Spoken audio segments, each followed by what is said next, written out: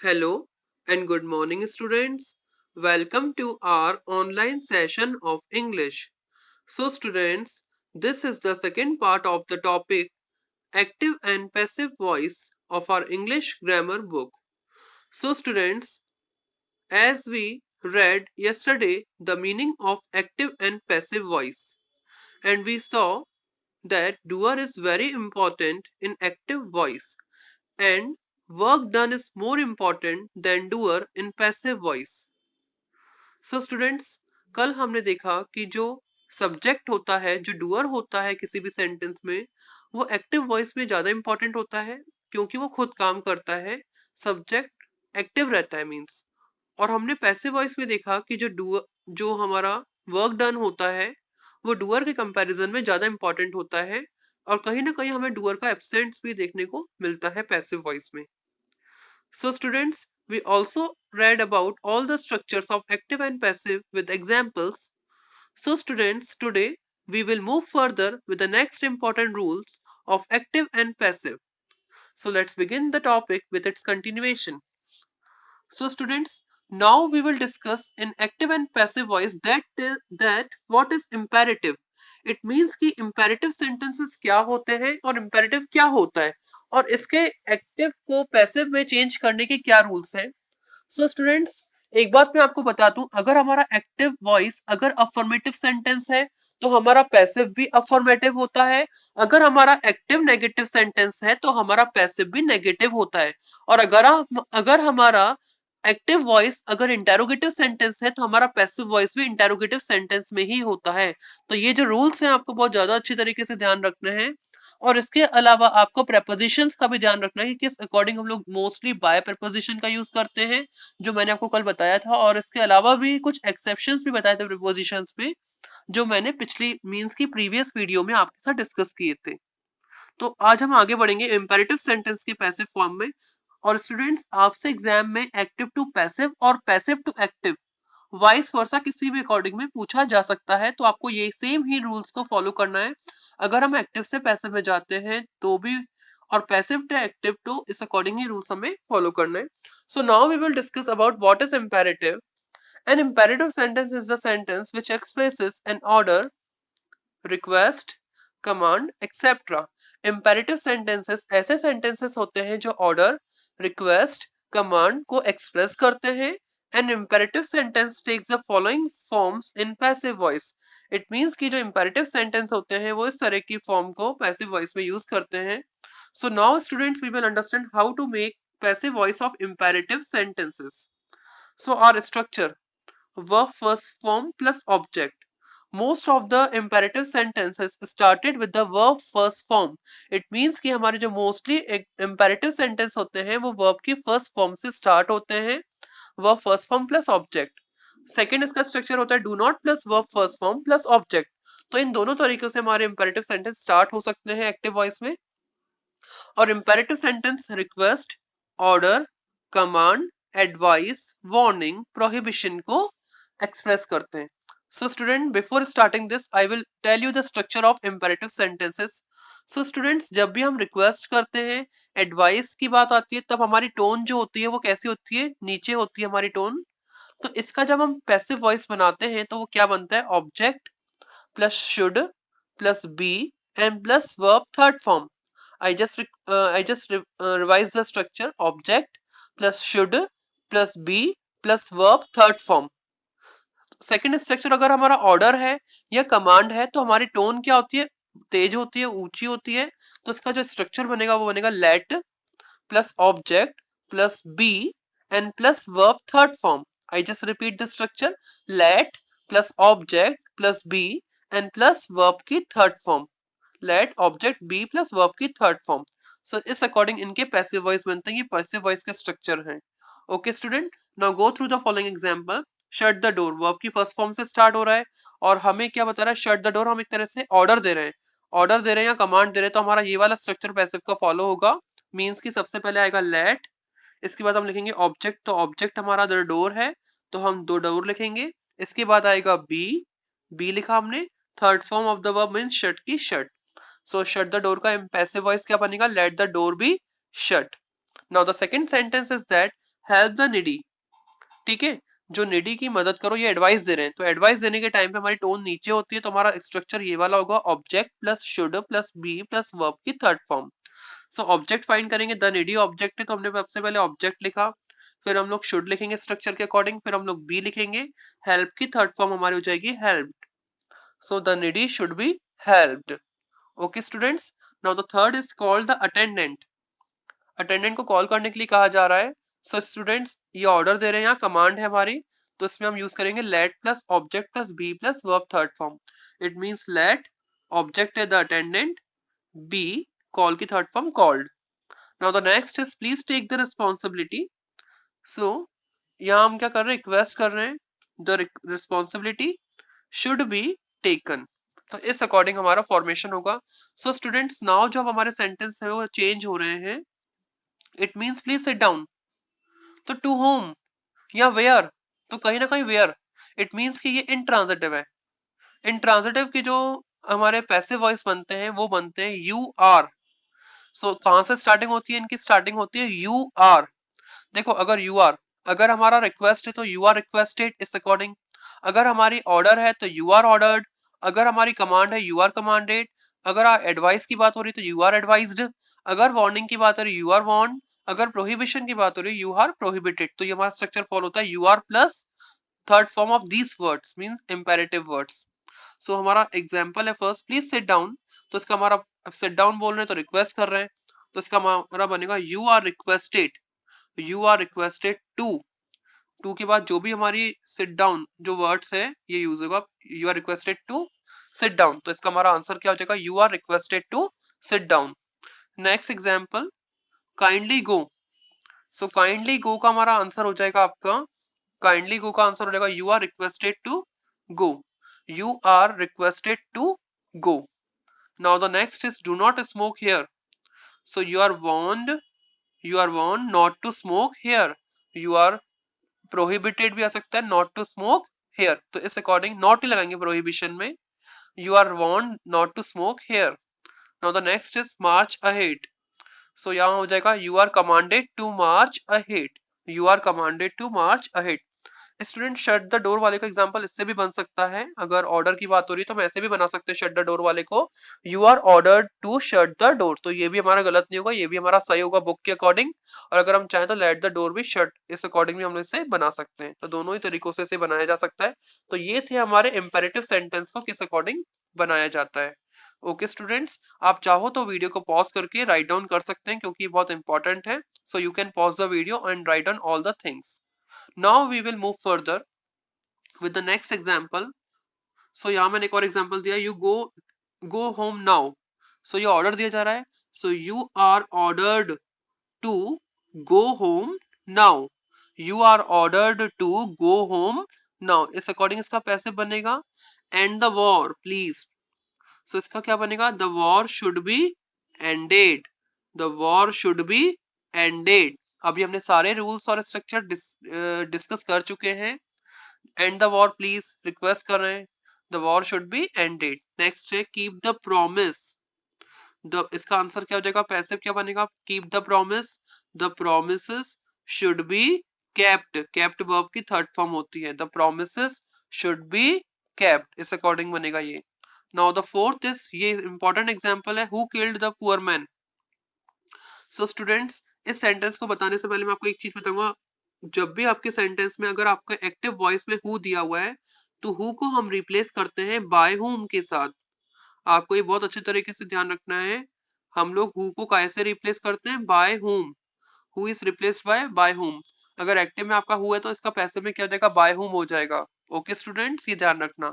So who का क्या हो जाएगा, बाय हुम, बाय हुम, इसके बाद वर्ब आएगी वॉज, क्योंकि ये हमारा कौन सा सेंटेंस है, पास्ट, सिंपल पास्ट का एक्टिव है, तो सिंपल पास्ट के ही पैसिव वॉइस में चेंज होगा, तो वॉज आएगी हेल्पिंग वर्ब, इसके बाद ऑब्जेक्ट आएगा the poor man, the verb की third form killed.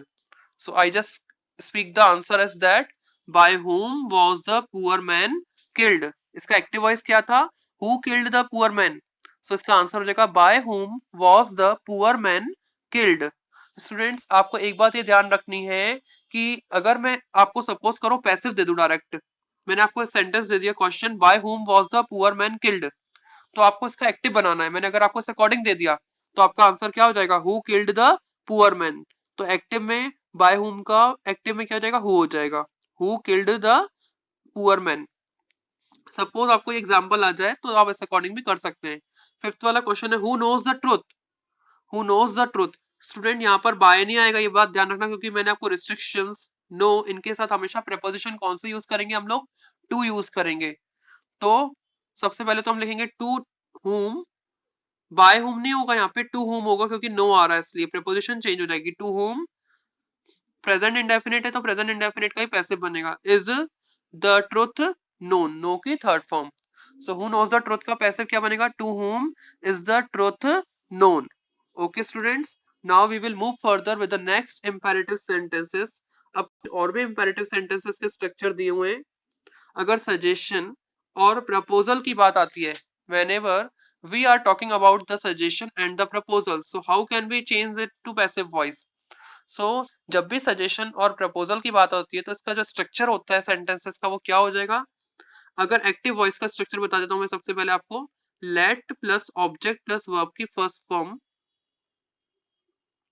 Late plus object plus verb की फर्स्ट फॉर्म प्लस ऑब्जेक्ट नहीं होगा, other words, let plus object plus verb की first form plus other words. So इसका passive voice का structure क्या बनेगा, let plus object plus be plus verb third form plus preposition, means by भी आ जाता है, जो भी आ सकता है, प्लस एजेंट मतलब सब्जेक्ट।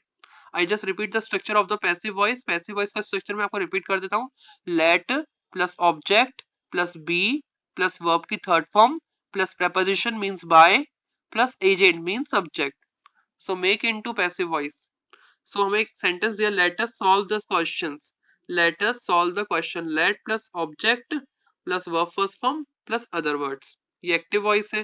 तो इसका जब मैं पैसिव बनाऊंगा तो क्या होगा, सबसे पहले लेट आएगा, फिर ऑब्जेक्ट आएगा, ऑब्जेक्ट मतलब अदर वर्ड्स, लेट के बाद अदर वर्ड्स आएंगे, सेकंड वाला object, the questions, let the questions, इसके बाद आएगा बी, इसके बाद आएगा वर्ब की थर्ड फॉर्म सॉल्व्ड, इसके बाद बाय प्लस एजेंट मतलब सब्जेक्ट।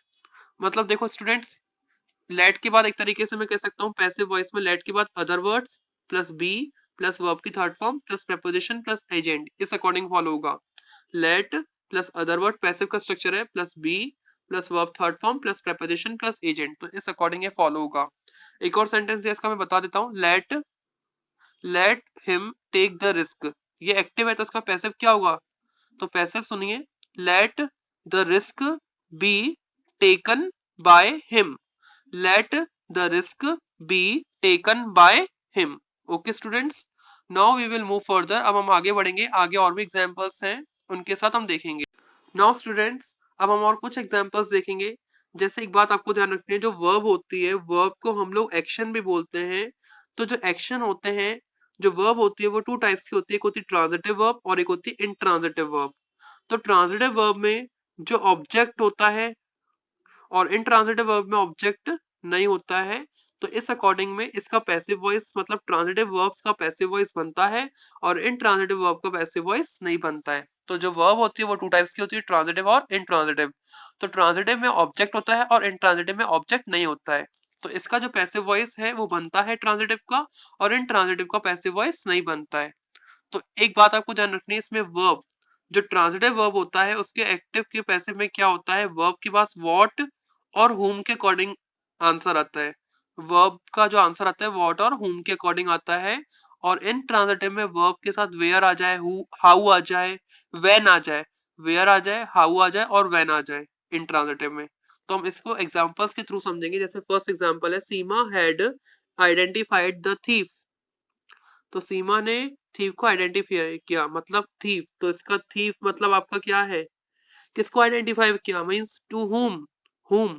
तो हुम आ रहा है मतलब ये क्या है, ट्रांजिटिव वर्ब है, इसका पैसिव बन जाएगा द थीफ, इसका पैसिव क्या बनेगा, the thief had been identified by the Seema, the thief had been identified by Seema. Second, Ishani woke up at 7 a.m. 7 a.m. मतलब कब, when, तो इसका आंसर क्या आ रहा है, when के अकॉर्डिंग आ रहा है। तो when वाले में तो इसका पैसिव वॉइस नहीं बनेगा, क्योंकि इंट्रांजिटिव वर्ब है। हमने यहाँ देखा था वर्ब के साथ इंट्रांजिटिव आता तो नहीं बनेगा, वैन की बात हो रही है। Next, my friend went home, तो यहाँ आ रहा है कहाँ, कहाँ गया वो, होम। तो वेयर का क्वेश्चन बन रहा है, इट मींस कि ये वेयर आ रहा है तो इट इंट्रांजिटिव, इसका पैसिव वॉइस नहीं बनेगा। नेक्स्ट है हमारा, Zara answered beautifully means how, किस मैनर में दिए। तो जब भी हाउ की बात आ रही है मतलब ये इंट्रांजिटिव है, इसका भी पैसिव वॉइस नहीं बनेगा। तो ट्रांजिटिव का बनता है लेकिन इंट्रांजिटिव का नहीं बनता है। तो इस अकॉर्डिंग भी क्वेश्चंस आपसे पूछे जा सकते हैं। ओके स्टूडेंट्स, नाउ अब आता है नेक्स्ट। तो नेक्स्ट है to make passive form of modal. Modal का मतलब होता है auxiliary verbs. So following structure is followed for indefinite. तो इसका कुछ एक स्ट्रक्चर फॉलो किया जाता है, वो हम देखेंगे क्या होता है। तो सबसे पहले आता है सब्जेक्ट, फिर आते हैं मॉडल वर्ब्स। अब मॉडल वर्ब कोई भी हो सकती है, जैसे कैन, कुड, मतलब हेल्पिंग वर्ब। मॉडल मतलब helping verb, auxiliary verb, can, could, may, might, should, shall, can. Okay, इस according ought to, used to, ये सारे मॉडल ऑक्सिलरी वर्ब्स हैं, हम पढ़ चुके हैं लास्ट चैप्टर में। इसके बाद वर्ब की फर्स्ट फॉर्म आएगी, इसके बाद ऑब्जेक्ट आएगा एक्टिव का। जैसे एग्जांपल है you should work hard, so you should work hard. इस अकॉर्डिंग आपसे एग्जांपल पूछा जा सकता है। तो इसका पैसिव वॉइस का स्ट्रक्चर क्या बनेगा, object plus modal plus be plus verb की third form plus by plus subject. तो इस अकॉर्डिंग आपका स्ट्रक्चर बनेगा। ओके स्टूडेंट्स, सो स्टूडेंट्स आपको ये स्ट्रक्चर दिखाई दे रहा है, ऑब्जेक्ट के बाद मॉडल वर्ब आ रही है प्लस बी आ रहा है प्लस वर्ब की थर्ड फॉर्म आ रही है प्लस बाय आ रहा है प्लस सब्जेक्ट आ रहा है। तो इसके एग्जांपल मैं आपको आगे चल के डिस्कस करूंगा। एक और स्ट्रक्चर रहता है मॉडल वर्ब्स के लिए, सबसे पहले subject, then after modal verb, then after have plus verb की थर्ड फॉर्म प्लस ऑब्जेक्ट। इसका अगर हम, ये एक्टिव का स्ट्रक्चर होता है, अगर हम इसका पैसिव के स्ट्रक्चर में जाएंगे तो object plus modal verb, then have, then been, then verb third form, then by, and then subject. This is the passive structure. So I just give you the example that she should have passed the exam. She should have passed the exam. तो the exam object है तो ये पहले आ जाएगा the exam. Should have है तो should have been हो जाएगा, ठीक है। Passed third form, then by मतलब preposition, then she का क्या हो जाएगा यहाँ पर her। तो इस अकॉर्डिंग हम इसका पैसिव वॉइस बना सकते हैं इस अकॉर्डिंग में। अगर can होगा तो can be, शुड होगा तो शुड बी, मे होगा तो मे बी, माइट होगा तो माइट बी, इस अकॉर्डिंग। ऑट टू होगा तो ought to be, use to होगा तो यूज टू बी। लेकिन अगर शुड हैव होगा शुड हैव बीन हो जाएगा, कैन हैव होगा कैन हैव बीन हो जाएगा, कुड हैव होगा कुड हैव बीन हो जाएगा। इस अकॉर्डिंग हम मॉडल ऑक्सिलरीज का भी पैसिव वॉइस बना सकते हैं। Now we will see more examples of it. So एक एग्जांपल दिया हुआ है जैसे एक्टिव वॉइस में, I must help the poor. तो इसका पैसिव वॉइस क्या बनेगा, द पुअर पहले आ जाएगा, मस्ट है तो मस्ट भी हो गया, हेल्प की थर्ड फॉर्म हेल्प हो गई, बाय एंड मी का क्या हो गया, आई। एक और एग्जांपल है he can speak English. So English पहले आ गया, कैन का कैन भी हो गया, स्पीक की थर्ड फॉर्म स्पोकन हो गई, बाय आ जाएगा और ही का क्या हो गया, हिम। तो इस अकॉर्डिंग मॉडल ऑक्सिलरीज का भी हेल्प आपका ये पैसिव फॉर्म बनाया जा सकता है। Now we will move further with the next of it, verbs with two object. तो ऐसे ही वर्ब भी हो सकते हैं जिसमें दो ऑब्जेक्ट दिए हुए हैं। So read the sentences. She told me a story. In this sentences, there are two objects, me and story. Means कि दो object है, एक me भी object है और एक story भी object है.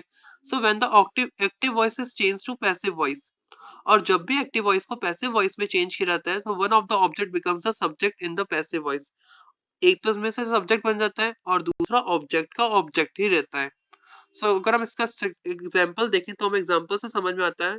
For example, a story was told to me by her, ठीक है। तो इसका इस अकॉर्डिंग एग्जाम्पल दिया है, a story was told to me by her. जैसे मैंने एक एग्जाम्पल दिया, she gave me a book, she gave me a book, me भी ऑब्जेक्ट है और बुक भी ऑब्जेक्ट है। तो जब हम इसको चेंज करेंगे तो एक ऑब्जेक्ट तो वो आगे जाके सब्जेक्ट बनेगा, मतलब मी वाला, लिविंग वाला। तो आय आ गया यहाँ पे, ठीक है। फिर पास्ट इंडेफिनिट है तो वॉज आएगा, फिर गेव की थर्ड फॉर्म गिवन, फिर क्या दी, अ बुक, बाय और शी आगे चल के क्या बन गया, हर बन गया। इसको ऐसे भी बना सकते हैं। इसका एक तरीका और है, जैसे मैंने पहले मी से स्टार्ट किया, मैं चाहूँ तो अ बुक से भी स्टार्ट कर सकता हूँ। तो मैंने अब सेकंड सेंटेंस इसी वाले को अ बुक से स्टार्ट किया, अ बुक, वॉज आएगा, गिवन आएगा, टू किसको दी, टू मी, फिर बाय हर तो लास्ट में आएगा उसके अकॉर्डिंग। तो आप चाहो तो इसका पैसिव ऐसे भी बना सकते हो और ऐसे भी बना सकते हो, दोनों तरीकों से आप पैसिव वॉइस इसका फॉर्मेट कर सकते हो। सो इस अकॉर्डिंग ये वर्ब्स होते हैं जिसमें दो ऑब्जेक्ट होते हैं, तो इसके अकॉर्डिंग हम इसका पैसिव वॉइस बना सकते हैं। Okay students, so students, now we will discuss the further examples of active and passive voice. The first example, he was playing chess. The second example, the thief was arrested. The third example, the rulers restricted them. Fourth example, you must attend the lecture. For fifth example is that everyone must utilize this time. So students, एक बात आपको ध्यान रखना है कि मैं आपसे active to passive भी पूछ सकता हूँ और पैसिव टू एक्टिव भी पूछ सकता हूँ। वाइस वर्सा आपको चेंज करना आना चाहिए। जैसे आप एक्टिव टू पैसिव चेंज करते हैं, वही सीक्वेंस, वही स्ट्रक्चर पैसिव टू एक्टिव में चलता है। जैसे ही वॉज प्लेइंग चेस, अगर मैं इसका पैसिव बनाता हूँ, सो इसका पैसिव क्या बनेगा? Chess was being played by him. ठीक है, और अगर मैं आपको दे दूं chess was being played by him और मैं बोलूं उसका एक्टिव बनाओ, तो क्या हो जाएगा? He was playing chess. तो वाइस वर्सा आप लोगों को आना चाहिए कि किस अकॉर्डिंग हमें सेंटेंस फ्रेम करने हैं। तो अब मैं आपको इसके, आप चाहो तो इनको पॉज करके इनको सॉल्व कर सकते हो। अब मैं आपको इनके आंसर से एक बार गो थ्रू करवाता हूँ। सो फर्स्ट फर्स्ट हमने देख लिया था, chess was being played by him. तो पहले वाले का आंसर क्या हो गया? Chess was being played by him. Second, the police, देखो द पुलिस तो दिया नहीं था, लेकिन एक सिमिलर सूटेबल ऑब्जेक्ट पुलिस ही होगा क्योंकि थीफ को पुलिस के द्वारा अरेस्ट किया गया था। The police arrested the thief. The police arrested the thief. Now the third is they are restricted to the rules. देखो मैंने आपको नो, रिस्ट्रिक्ट, कन्फाइन इनके साथ सिखाया कि आपको टू प्रेपोजिशन का ही यूज करना है। Now the fourth is the lecture must be attended by you. The lecture must be attended by you. And the fifth is, fifth का क्वेश्चन देखेंगे। सबसे पहले क्वेश्चन है everyone must utilize the time. Everyone must utilize the time, तो इसका passive क्या बनेगा? The time must be utilized. The time must be utilized. अब everyone कहाँ चला गया? तो स्टूडेंट्स आपको एक बात ध्यान रखनी है, जब भी हम एक्टिव से पैसिव में चेंज करते हैं तो nobody, everybody, everyone, no one, someone, these are removed in the passive voice. ये सारे वर्ड्स पैसिव वॉइस में खत्म हो जाते हैं, मतलब रिमूव हो जाते हैं, इनका यूज नहीं करते हम लोग। by everyone, by no one, by someone, by nobody, by somebody, by everyone, by anyone. These words are removed in the passive voice when we change active to passive. So ये rule आपको याद रखना है। तो ये सारे examples और ये सारे रूल्स बहुत इंपॉर्टेंट हैं। स्टिल ये टॉपिक ही पूरा बहुत इंपॉर्टेंट है। So students, it is all about the active and passive voice. So thank you very much.